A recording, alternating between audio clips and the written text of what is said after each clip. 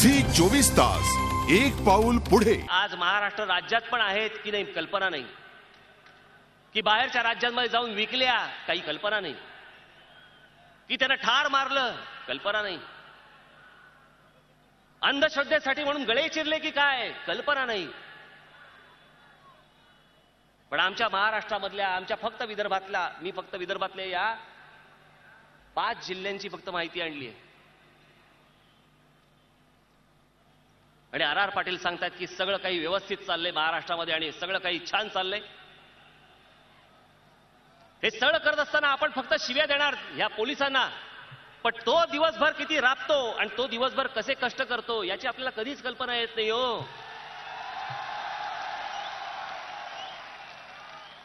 त्यांना सण नाही, काही नाही, काही नाही, दिवस रात्र नुसतं राबायचं, हातात पैसे कमी पडतात। शिव्या द्यायला काही सोपं आहे हो, पोलीस पैसे खातात, बाकीचे काही खात नाहीत काय।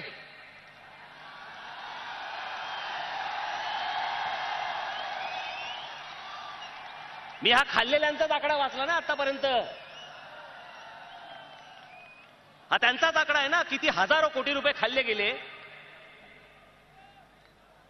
आणि या हजारो कोटी रुपये खाल्ल्यानंतर देखील पोलिसांना शिव्या द्यायच्यात। म्हणून मी तुम्हाला सांगतो की तो राबत असतो, झाली असेल एखादी चूक माफ करा, पण पोलिसांवरती हात नाही उचलायचा, अजिबात त्यांच्यावरती हात नाही उचलायचा। एखादा वेळा निघाला म्हणून काही सगळं खातं थोडी असं असतं, असं प्रत्येक ठिकाणी असतात गोष्टी। ही महाराष्ट्राची सद्यस्थिती आहे, ही महाराष्ट्राची परिस्थिती आहे। या परिस्थितीतनं तुम्हाला वाट काढायची आहे। माझ्याकडे मध्यंतरी रतन टाटा साहेब येऊन गेले, मला जे वाटलं, मी जे पाहिलं होतं मी त्यांच्यासमोर मांडलं। अगदी ते सहज घरी आले होते, सहज घरी आले असताना मी त्यांच्यासमोर काही 2-4 गोष्टी मी त्यांना सांगितल्या, महाराष्ट्रातली सद्यस्थिती सांगितली। मी मागे ताडोबाला गेलो होतो, वाघासारखं इतकं उमदं जनावर चाप लावतायत तिकडे, पाय पडला त्याच्यामध्ये की तडफडून मरतंय ते। अरे हिम्मत असेल तर बंदुकीशिवाय आणि चापाशिवाय जा ना त्याच्यासमोर।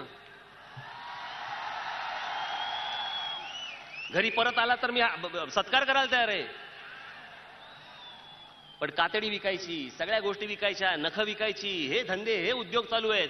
कुठून येतात, जातं कुठे, परराज्यात। मी टाटा साहेबांना सांगितलं, म्हटलं तुम्ही एक काम करा, म्हटलं आमच्या विदर्भामध्ये एवढी जंगल संपत्ती आहे, एवढी सगळी लोक आहेत, इतके सगळे वन्य जीवन आहे, मी म्हटलं तुम्ही ताजची सगळी इतकी देशभरामध्ये रिसॉर्ट काढता, तुम्ही तिथे का नाही काढत, आपण तिथे का नाही येत। त्याच आजूबाजूच्या सर्व भागाचा एक फक्त गोष्ट येणं गरजेचं असतं, सगळा विकास व्हायला लागतो, सगळा विकास व्हायला लागतो। जे आज सांगतायत शिकाऱ्यांना की इथे वाघ आहे, मारा त्याला, वाघ दाखवल्यावरती पैसे मिळतायत, मारल्याबद्दल पैसे मिळतायत। मी त्यांना फक्त एवढंच सांगितलं, म्हटलं आज त्यांना जर वाघ दाखवल्याबद्दल, मारल्याबद्दल जर पैसे मिळत असतील, जर तुम्ही उद्या जर समजा या गोष्टीला प्रोत्साहन दिलात, तर उद्या वाघ आलेल्या पर्यटकांना दाखवून देखील पैसे मिळू शकतात। हे ज्या दिवशी त्याला कळेल त्या दिवशी वाघ मरायचे बंद होतील, त्या दिवशी आपलं वन्यजीवन, वन्य प्राणी हे मरायचे बंद होतील। आमच्या चिखलदऱ्याला मारले जात आहेत, एक जागा नाही साली, एक जागा की तिकडे डोक्याला ताप नाही, एक जागा नाही। कोणताही विषय काढा, बरबटलेलं, सगळं बरबटलेलं, आणि ते बरबटून टाकणारे तुमच्या जीवावर टाकतायत। तुम्ही मतदान करताय, त्यांना वर्षानुवर्ष मतदान करताय, म्हणून त्यांना बेफिकीर झालेत। ह्या कुठच्या गोष्टींवरती लक्ष द्यायला वेळ नाही, आणि विधानसभेमध्ये तुम्ही हक्कभंग आणताय। त्याच्या पिण्याच्या पाण्याचा हक्क, त्याचा भंग कोणी केला? अजित पवार मंत्रिमंडळाने मला उत्तर द्यावं याचं। त्याच्या शेतीला भाव नाही, त्याच्या पिकाला भाव नाही, हा त्याला मिळणारा त्याचा जो हक्क आहे त्याचा भंग कोणी केला आतापर्यंत? ज्या माझ्या विद्यार्थ्यांना या महाराष्ट्रात शिक्षण हवंय, चांगलं शिक्षण हवंय, डोनेशन न देता शिक्षण हवंय, त्यांचा शिक्षण घेणं हा हक्क आहे. तो हक्क तुम्ही हिरावून घेत आहात. त्या हक्काचा भंग कोणी केला त्याच्याबद्दल का नाही विधान भवनामध्ये येत तिकडे हक्कभंग. आमच्या महिला माता भगिनींची काय अब्रू रस्त्यावरती पडली.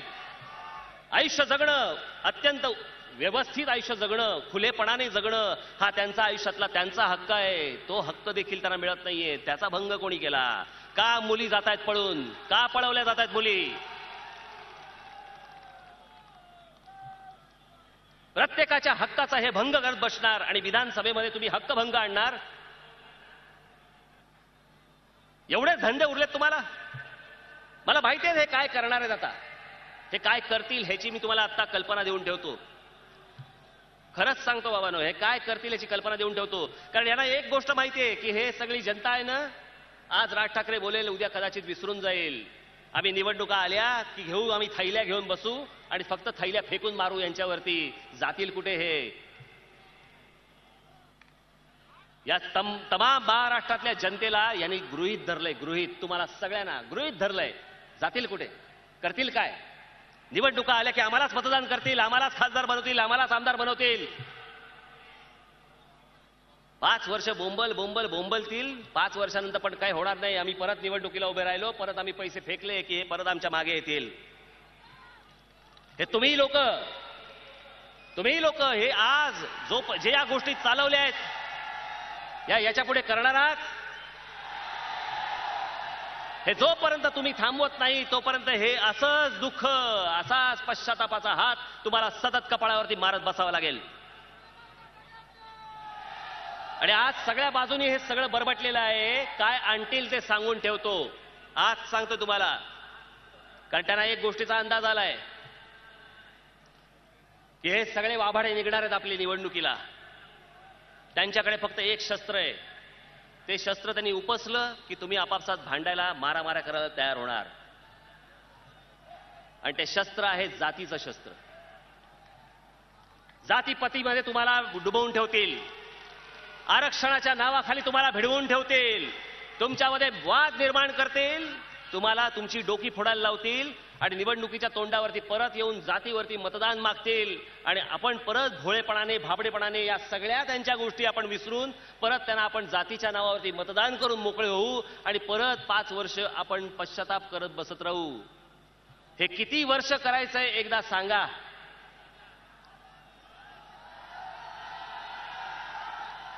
आजपर्यंत मी समजू शकतो की इतके राजकीय पक्ष आले,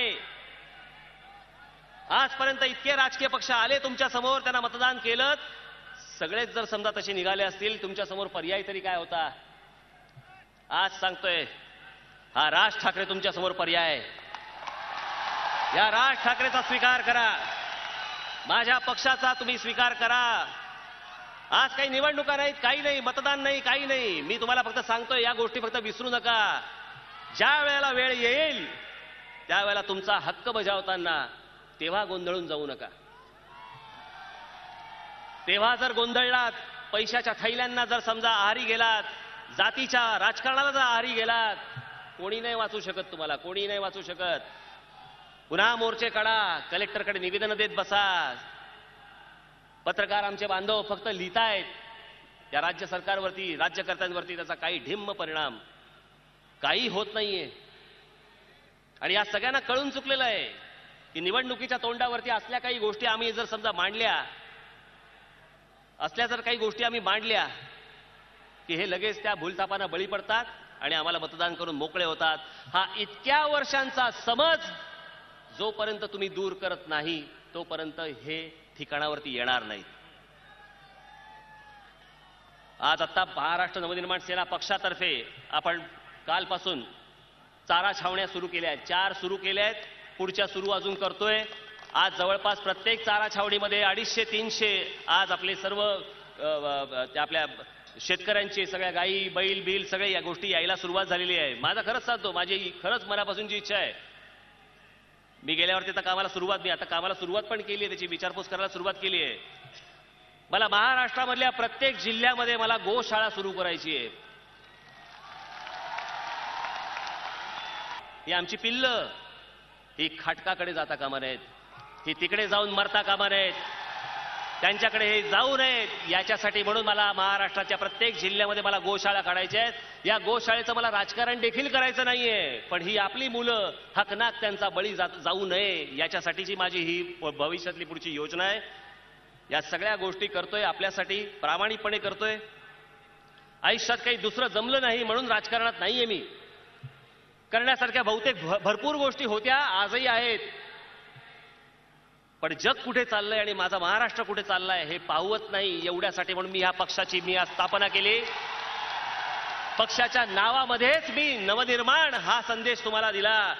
या महाराष्ट्राच्या सर्व नवनिर्माणासाठी आपण माझ्या खांद्याला खांदा लावून आपण भविष्यामध्ये सगळेजण वाटचाल करू ही एक अपेक्षा आपल्याकडनं करतो. आपण सर्वजण ज्या ताकदीने आज इकडे आलात ती ताकद सदैव माझ्या मागे, माझ्या पक्षाच्या मागे आपण कायम ठेवाल ही अपेक्षा बाळगतो आणि आपणा सर्वांची मी रजा घेतो. जय हिंद, जय महाराष्ट्र. झी 24 तास एक पाऊल पुढे.